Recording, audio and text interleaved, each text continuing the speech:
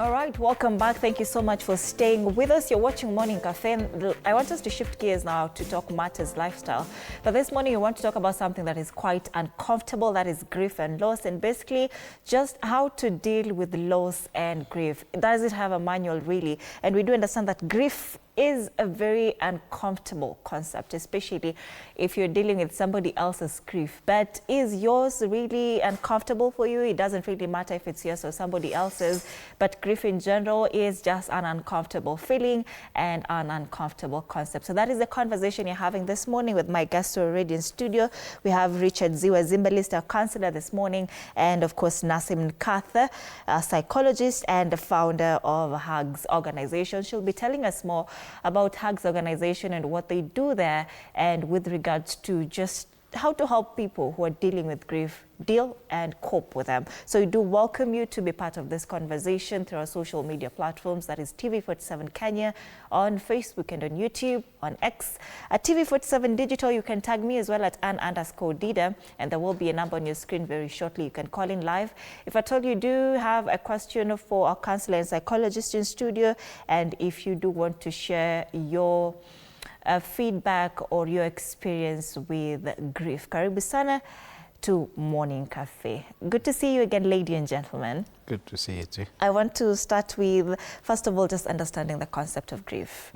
You know, a lot of people associate this with death alone, but basically just loss of a loved one. But if you look at it from a very broader perspective, then how broad is grief?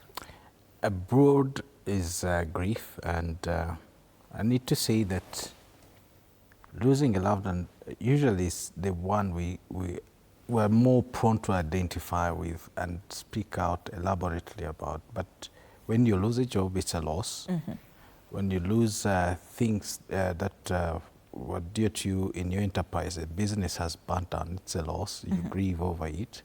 When you lose a dog, it's a loss. A cat, it's a loss. So grief is only as legit as the person who has that loss and experiencing it. So you can't discount someone's grief and their loss because it comes in different shapes and forms.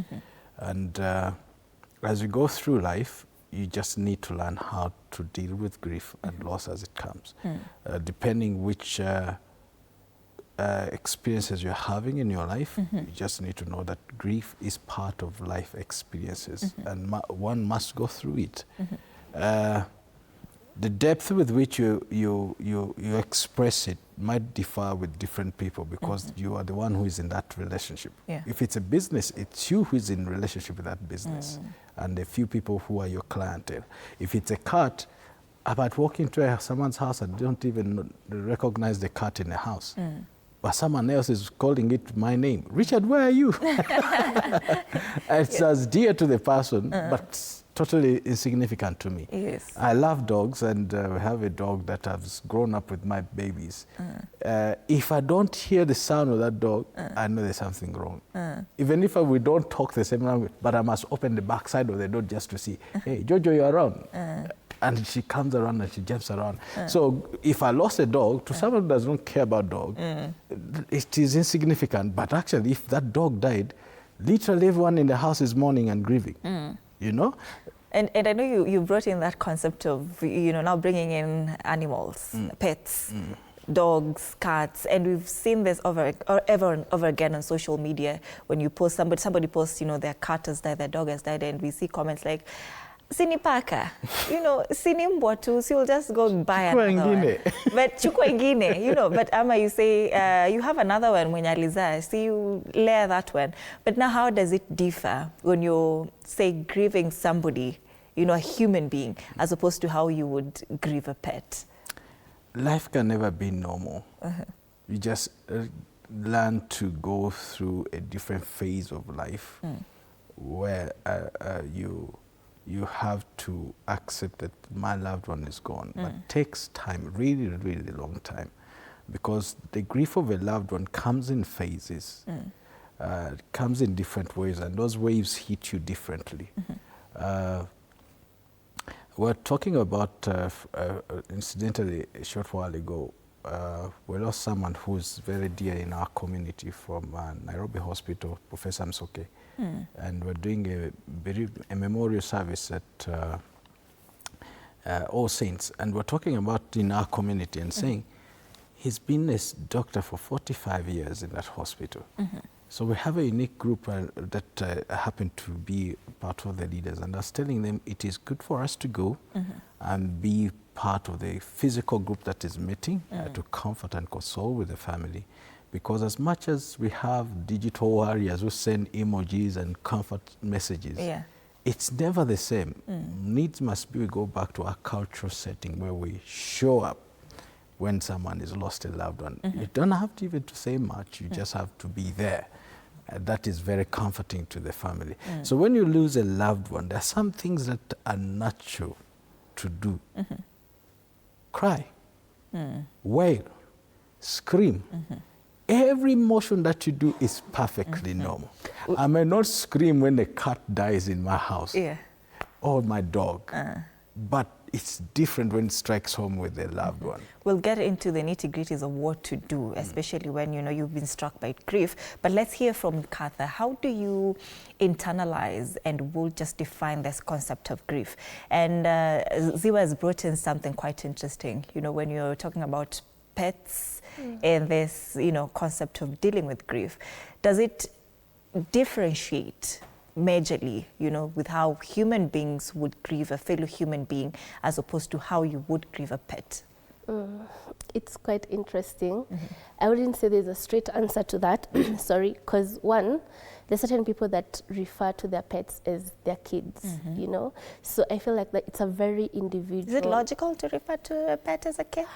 Well, I feel like that's a whole other concept of looking at things, There are people that refer to them that way because they personally can't biologically get kids.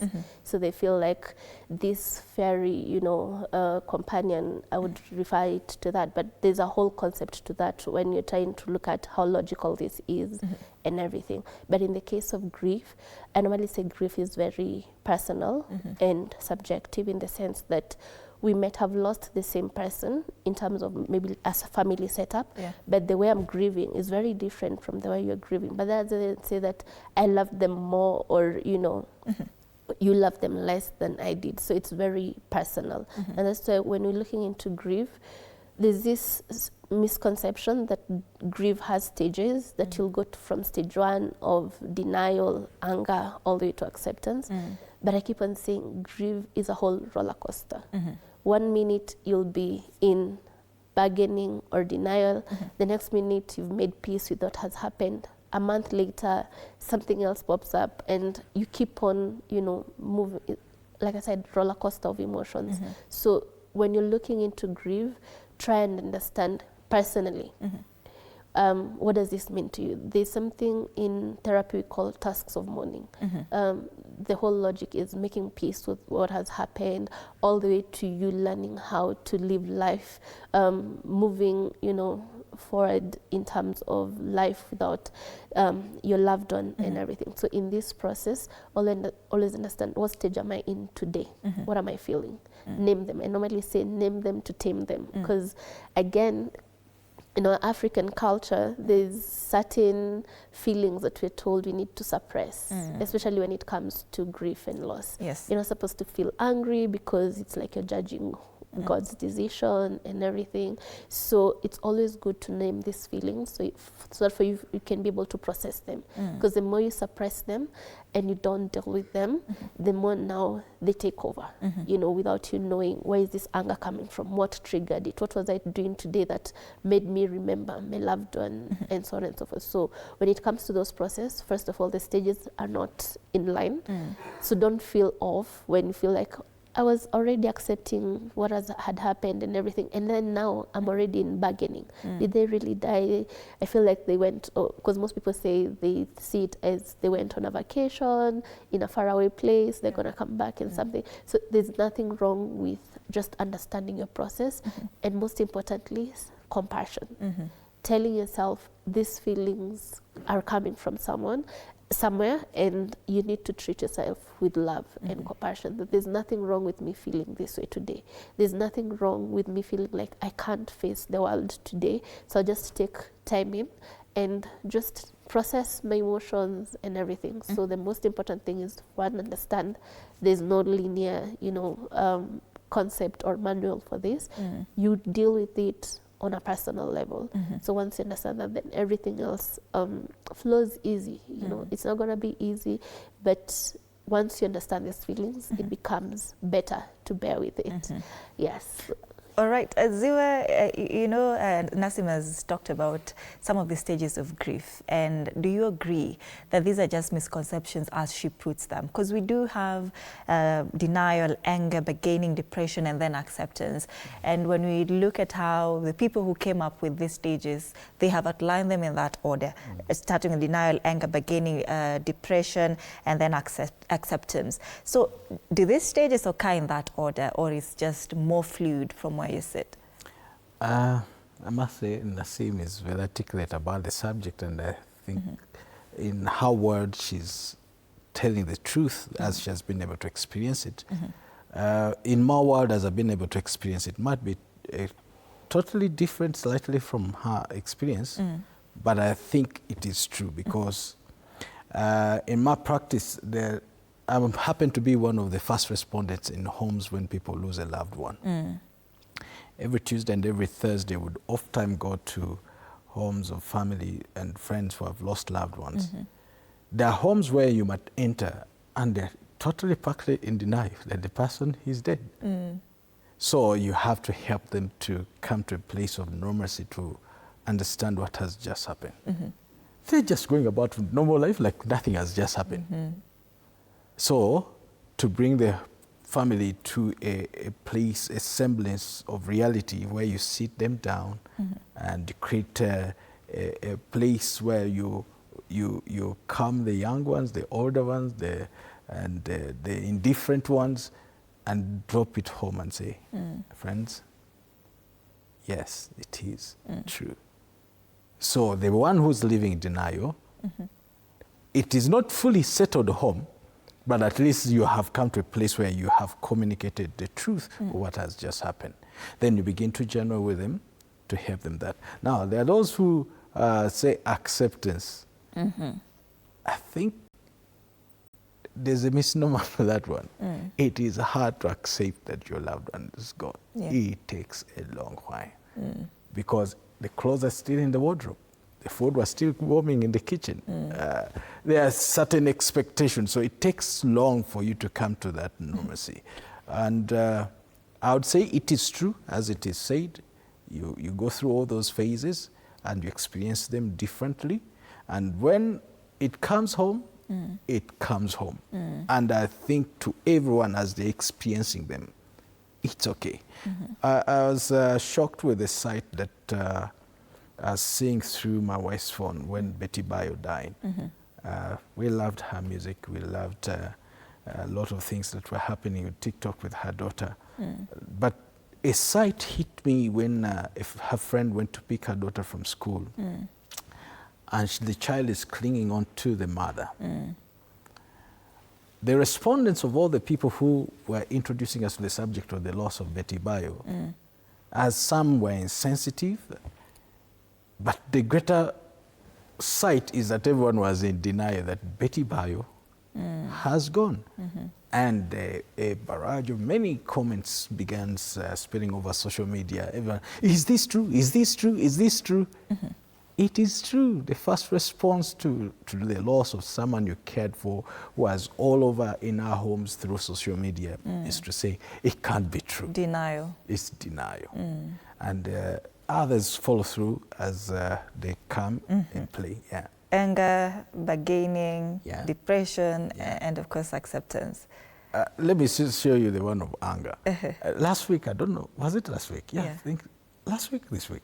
The young lady who had gone for a party with a friend along Thika Road on Riru. Cecilia. Cecilia Achenga, and she jumped out of the car. And later she was hit by another car and she died. The first stimulus and response to the friends who were with her say, no, that can't be true. She sat in Uber to go home. How could she have jumped out?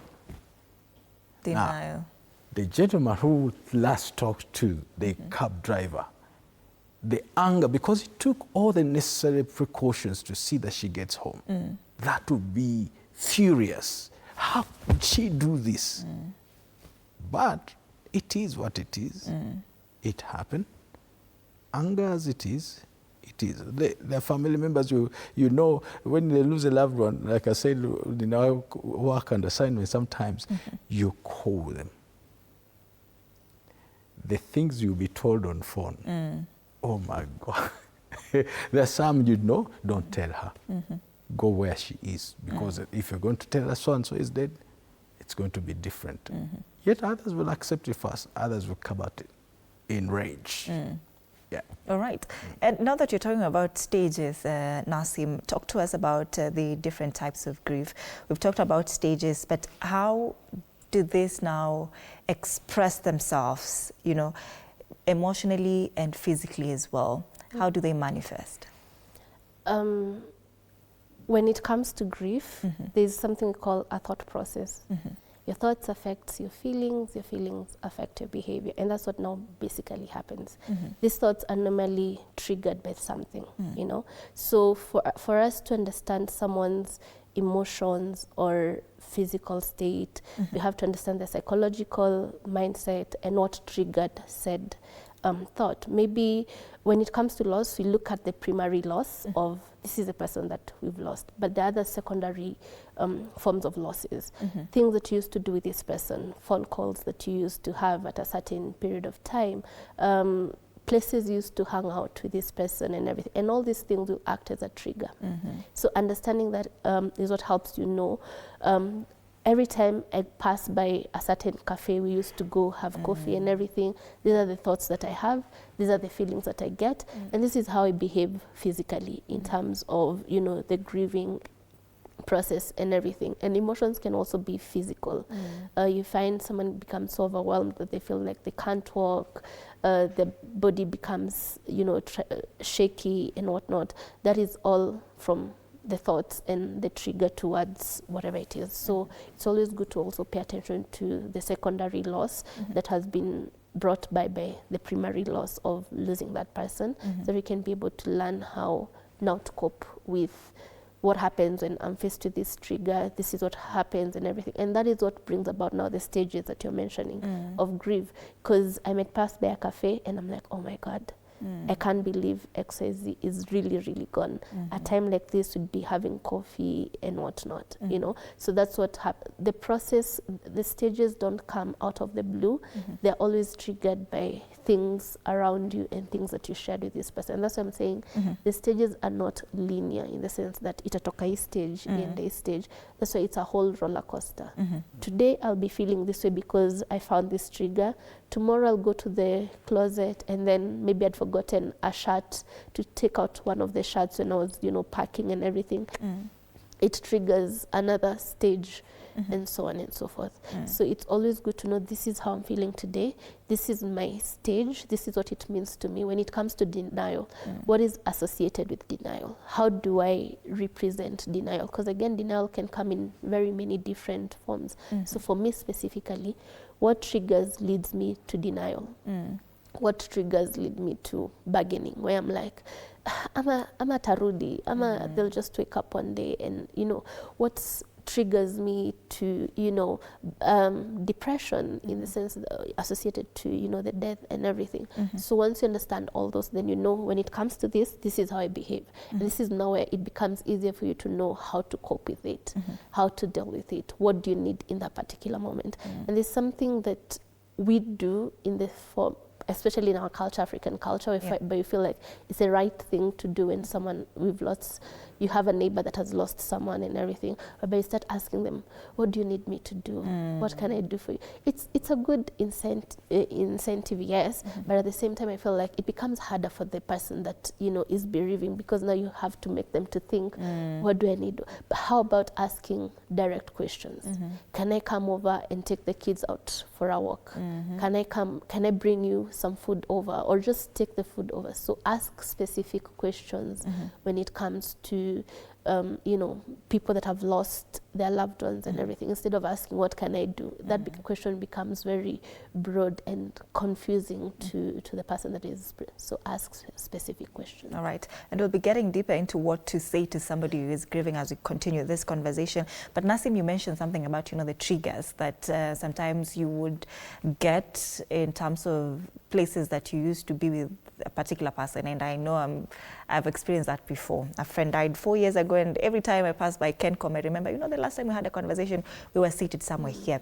But I don't know what stage that is. It's just a reminder that, you know, the conversation, the last conversation we had, we were seated in that bench, on that bench. But now, is it possible to move on faster from grief if you keep on, you know, experiencing these triggers? And does avoiding the triggers now help with healing journey when we're dealing with grief? At no point does avoidance help with anything, because you're not dealing or you're not processing with the situation.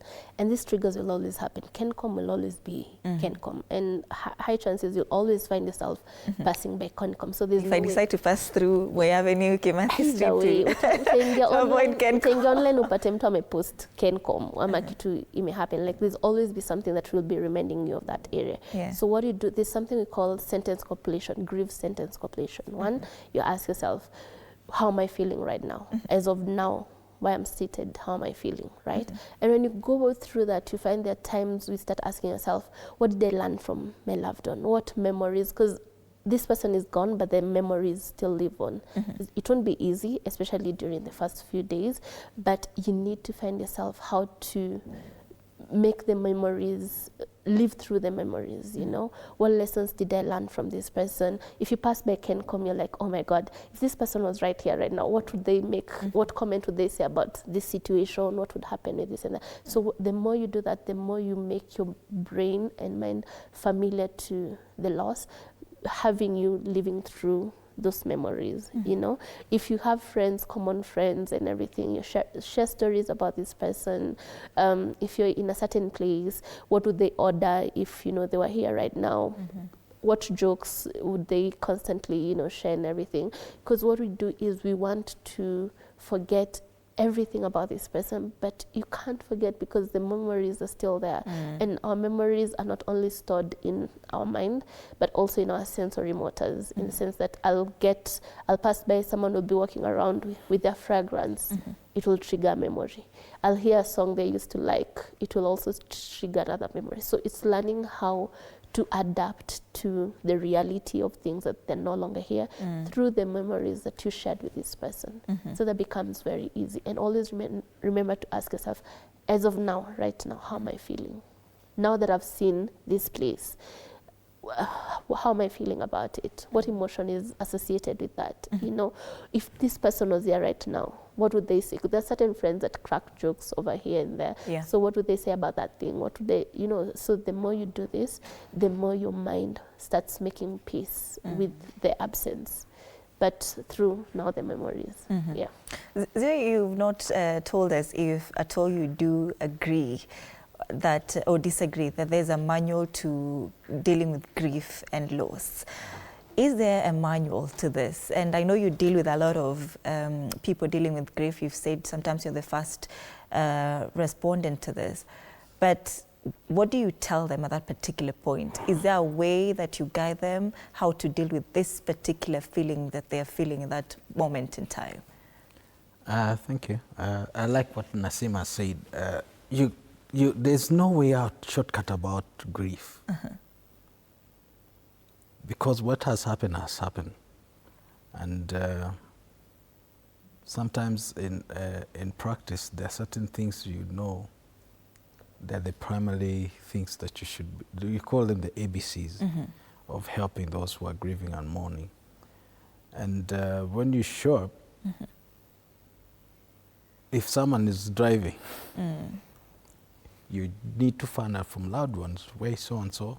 If he's driving, you don't tell them. You need to find someone to locate them where they are, to accompany them. And if possible, you take charge of the driving, then you communicate. Someone has lost a loved one. If someone is in school, you don't send the information. a parent, a loved one has to go to school to be able to communicate, because information comes out differently if it's communicated by someone who's closer home to you than a stranger or a teacher. If it's as a child, children respond to death differently. Dad could have been the subject of death, but a child don't understand dad is dead until they get to see the actual physical body of dad being dead. Because while the others are mourning, they say, when is dad coming back? It will not sink home until they come to that reality. So there are ABCs that you work with in communicating the loss of a loved one.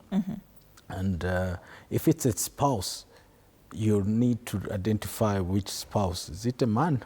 You need to get men to come around. So the way men will express grief is different from the way women express grief around another man.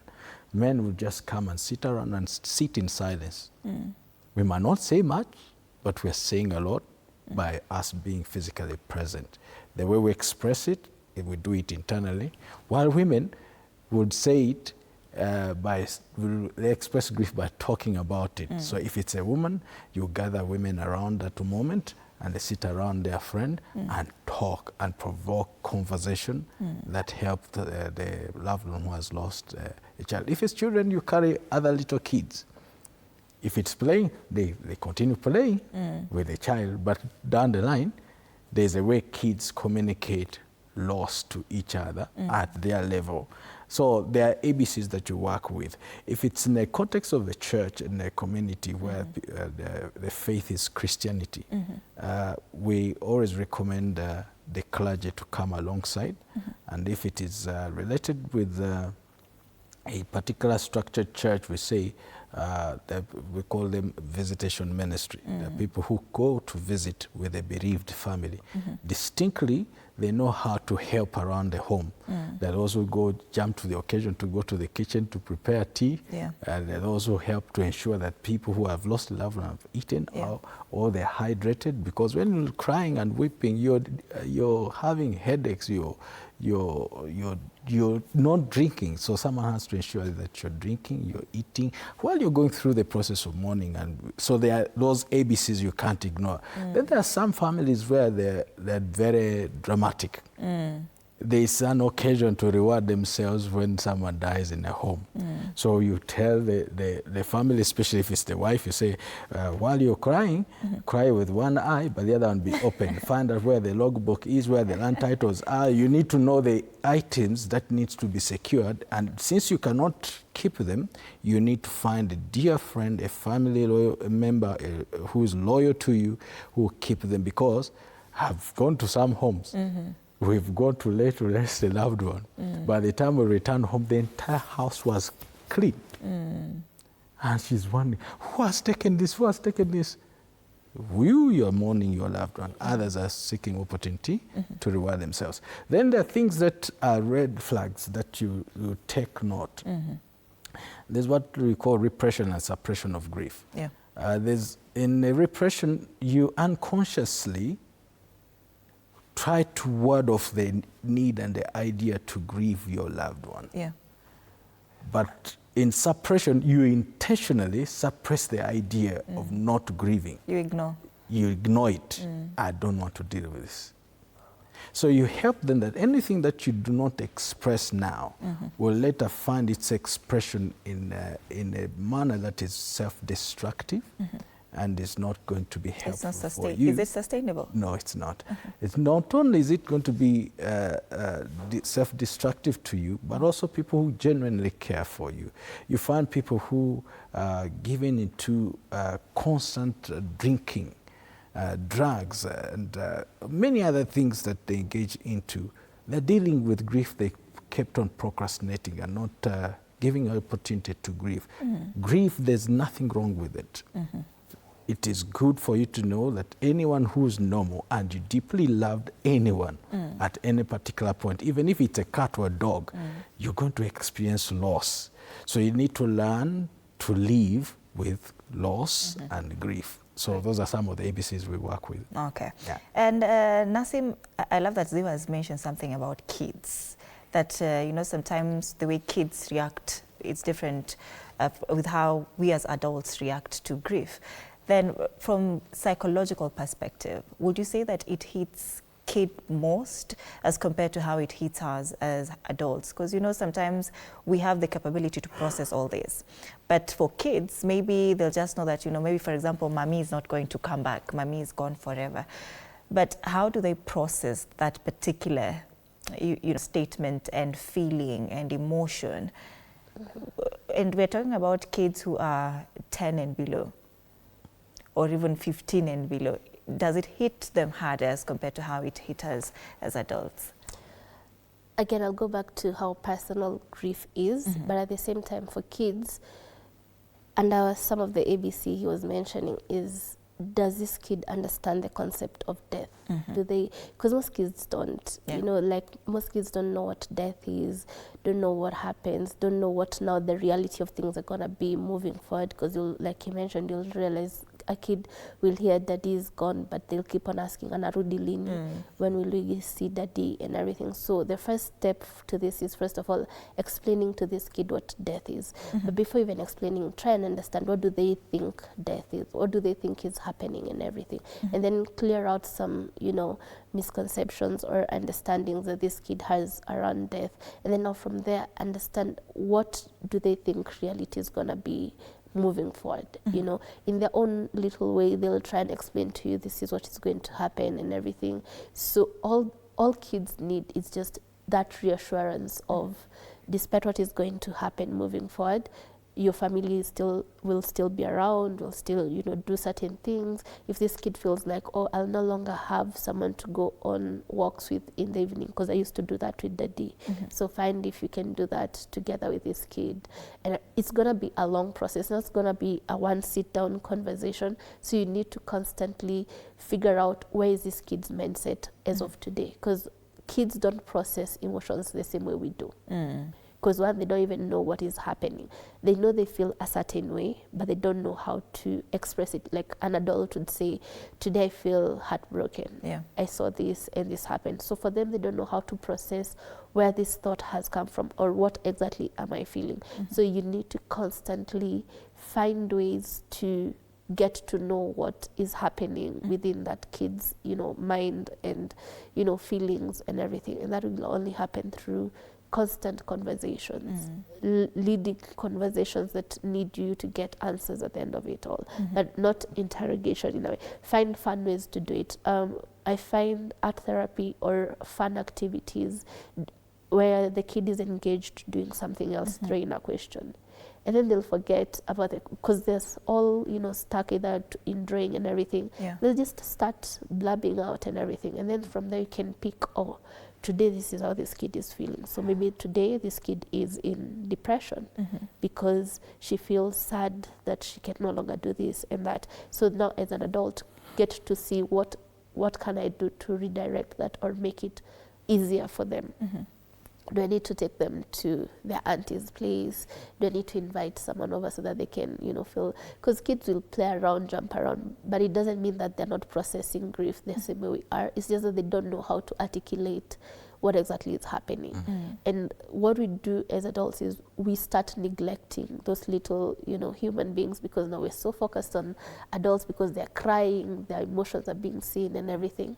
But this little one, as much as she's running around and everything, it doesn't mean she's not carrying something within. It's just that she doesn't know how to express it, or how she might be playing, she might be laughing, but she's also going through it. So it's always good to figure out what exactly is happening through conversations and everything. Nasim, I've heard of this statement over and over again, that you cannot grieve somebody you've never known. Do you agree with that? Or grief is grief? I feel like grief is, for instance, right, currently, like what you mentioned, we lost Betty, right? Not so many people knew her in person, but they knew her through her art, some of the things that she did. And there's a way that they you know, resonated with it. The same way we lost Baba, not so many people knew him on a personal level, but people grieved him. So it, like when we started this whole thing explaining what grief is, it's that sentimental attachment that you have with this person. So it doesn't mean that I need to know you on a personal level for me to grieve you. I might have seen you online, I might have seen what you do and everything, and it touched me in one way or another. So it's not much for me to know you personally for me to grieve you. It's the sentiments behind how I resonated with you. Yeah. And Ziwa, still on that point that you cannot grieve somebody you've never known. And let's leave aside, you know, the sentimental things that, you know, somebody who died made you feel. Say, for example, a child is born and then their father dies, you know, when they're still in the mommy's tummy, you know, and now they've grown up without knowing who the father is. Do they reach a point where they now grieve the father, or now they say that, you know, this is not somebody, I don't know him, I've never seen him, I've never experienced this man? Does grief also come to these people who've, you know, walked that walk of life? Thank you. I want to appreciate Nasim with what she just said. It's very, very close home. Then I'll respond to that. Okay. Hope you don't mind if I add to it. Recently, I had an opportunity for a teacher of one of my daughter, and the father was Nigerian, and they are living in Kenya. So they asked parents from within the same quadrant of that cluster to come and visit and support the family. Noticeably, I knew what is going to happen. All of us are not going to come with our children, so all the adults will come. But we've come not to comfort the mother, but also the child whose father is dead. So I decided, let me pick my son and my daughter and take them with them to the family. Let me tell you, these kids were hilariously happy that they have kids in their age quadrant who have come alongside to support them during the mourning and the loss of a loved one. So I'd say, even for Betty Bye, I pray those who have children, just take the children. There will be a great support to the other children during the process of mourning and loss. Children have a way they comfort each other when you bring your children alongside. Don't restrain children to participate in the opportunity of supporting family and friends during loss. They'll always remember. Yeah, yeah.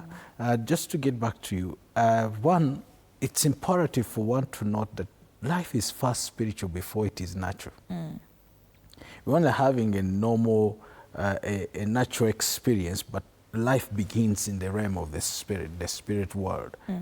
For us, we are expressing it naturally. That's why you get to learn to live a natural life. But life is spiritual. So even at the moment of conception, and I think that's where I want to begin from, the zygote. Oftentimes when a woman loses a child, loses a fetus, it is easy for anyone to discount it as a loss, or for her to be told, what are you grieving about?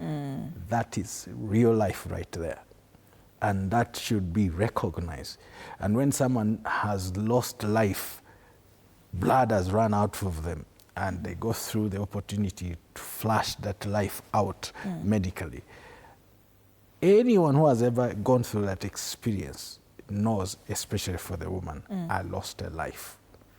And for some time, those women mourn and grieve privately because others were waiting for a full-grown baby to recognize that's a life, but that is life. And no one should take it lightly, especially the spouses. Oftentimes they fall prey and victim to that. Please recognize that is a life. And I encourage many times to go through grief therapy and counseling when someone loses that kind of life, because it is so home with the person who is carrying the life. But if you're not involved in that process, you will say, you're so gloomy, you're always not happy. This person is mourning. This person is going through a loss. And that should be respected, and that should be a place of many people to get to learn that life begins at that moment.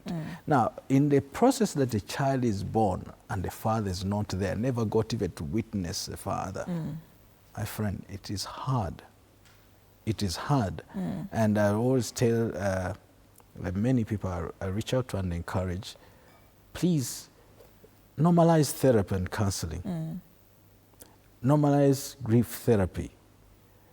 Follow through with post-bereavement services when you've laid to rest a loved one. Follow through with that opportunity. If it is children, take them for that experience for counseling as children. They need to be helped. If it is adults, the same. If it is a family, I always tell them, find a place where they conduct post-bereavement services. Again, when I come to matters faith, when it comes to Christians, that should be something to consider, where you aggregate people within your local church, you put them together, and so on this particular time, we'll have a post-bereavement service for anyone who has lost a loved one. You bring a counselor, a psychologist to help people to come to grips with that reality. Sometimes when it's left alone, there are people who do it in muted silence. They don't even want to talk about it. He lost a brother to suicide. He's like, he did it to himself. What is there to mourn? No. You are actually going through grief when you talk like that. If you jumped out of a car because you're drunk and flipped over and another car ran over you, you did it to yourself. That's anger, the stage of grief. Exactly. So you need that experience where you come together and go through a journey of being helped. And you see, when you come to that place, a whole healed, complete you will heal others round about you, whether it is family and friends and strangers alike. I also encourage people, if you've gone through that experience, it is good to identify people who have had the similar loss in that particular direction. They'll catch up twice as fast than people who have not gone through that experience. If you've lost a child at the time when you just conceived, barely 3 months, some people will not take note of that. But there are people who have gone through it, and if you sit around them, if without even saying anything, they know what you're going through. They can wrap their hands around you and comfort you and console you. Then the men who are different, it's not popular for all men to be articulate and expressive about matters death. There are some who they don't even want to think about it or talk about it. It is imperative for men who have gone through that experience, grieving without talking about it, to identify men who go through the same experience without talking about it, and be of great encouragement to that particular man. In my culture, what we often do, you either go in the night or very early in the morning and visit your friend and just sit around. And when you sit around, you take tea. For a greater part, you're not saying anything, but it's called the gift of presence. And just sit around your fellow man. It helps him to break into conversation. All right. Nasim, now, can someone begin to rebuild, their sense of self after losing someone who was, or who played such a big part in their lives? How do they now rebuild, they regain their spark back? Can I add something to what you asked before? You asked if a kid can grieve a dad that they've never seen. You grieve the what could or what ifs, the memories that could have happened, the things that this person would have done. The same way you find a kid comes and the mom doesn't tell them who their dad is and everything. And that kid will cause, even if they have father figures around, they do know, I need to have had a dad. So that question needs to be answered. So it's not about, like when you started, we don't lose to only death, but there are certain people that are born and they're not told who their dad is. That person, later on as an adult, they still try to find out who their dad is. Not saying that they didn't have father figures around and everything, but there's something they feel like they lacked, yet they've never experienced this person. So that is also loss and grief. To answer your question, Enriquez, repeat the question. How to regain back the spark? Yes, regaining. Eventually, I normally say, I know it's harsh to say it, but life still happens around you, even when you've lost someone and everything. So slowly by slowly, you'll find yourself regaining that spark. It's not going to be easy, but it's still a process that you need to go by. Like the way I said, understand what is happening. Self-awareness is very key in terms of regaining that spark and everything. Today, I was having it rough when I went to work during the traffic and everything. When we drive with my partner, he used to share this and that. Yesterday was hard. But today, I'm kidogo finding it bearable through listening to something that we used to listen together and everything. That's how intentionally noticing the differences and the progress that is happening around you in terms of, the things that you're doing, how you're bearing and everything is what helps you regain that spark. But I'm not saying that you will be able to smile as broad as you used to before. It's not. You might take you years to get back to that, but intentionally notice the progress that you're making. Intentionally notice, yesterday I was struggling with this. Today I'm finding it more bearable. Not easy, but bearable. The following day, the same thing, and so on and so forth. So self-awareness is very key in terms of regaining that spark back and figuring out what changed from yesterday to today, and so on and so forth. But it's not going to be easy, I won't lie to you. The smile will always be dimmed. Yes. As we wind up, I want to start with you so that you can wrap up, Nasim. You started off with, the things to say to somebody who is grieving. And you mentioned something about, not asking so many questions. But now, what do we say to them? Because I know one time my friend lost a dad, and I went on TikTok, literally Google what to say to a friend who is mourning. Because somebody will tell you, all is well, all is never well. Agreed. So what do we tell somebody who is grieving? Personally, I would go with the gift of presence. You don't need to say much, but you just being there, this person will always remember that. Let that person lead the conversation. If it's just, you can even sit in silence with someone without saying anything, and that is more than enough.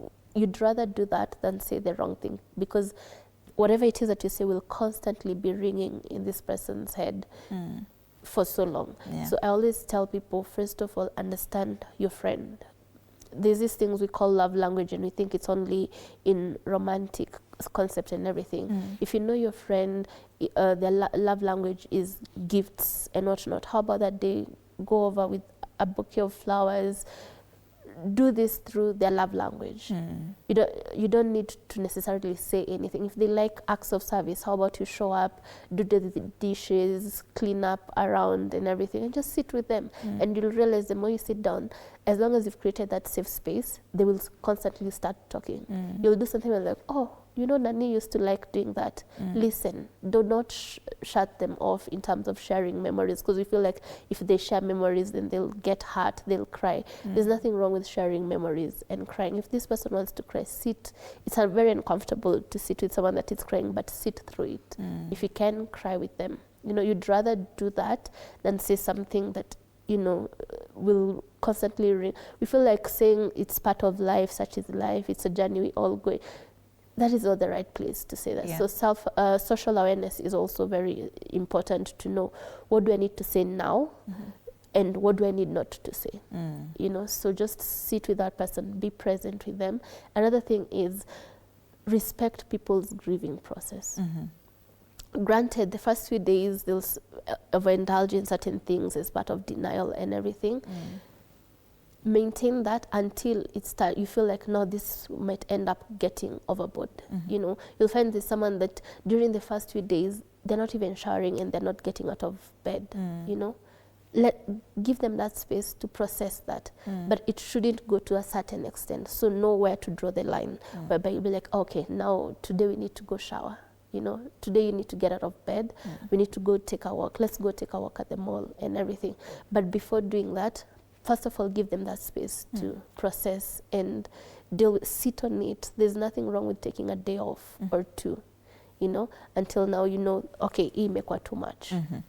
Then I need to step in this particular moment. All right. Thank you so much, Nasim. Ziwa, I want to give you that chance as well to wrap it for us. I know you are a champion for presence. Presence is all that matters.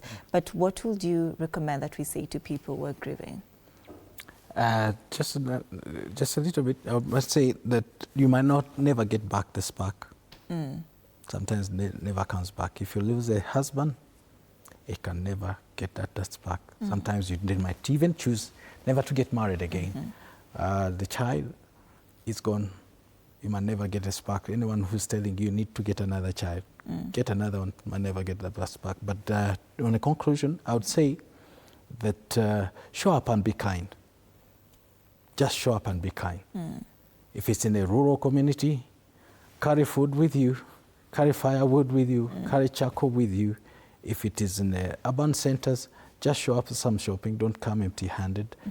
Enter the house, prepare food, wash the kitchen, clean the house, prepare breakfast, take the kids for a ride while the mother and the adults are talking.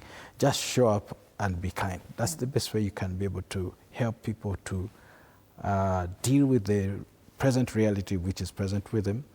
And if you can, from my end, because I use my values as a way to help people, you can sit in silence and pray for the family privately.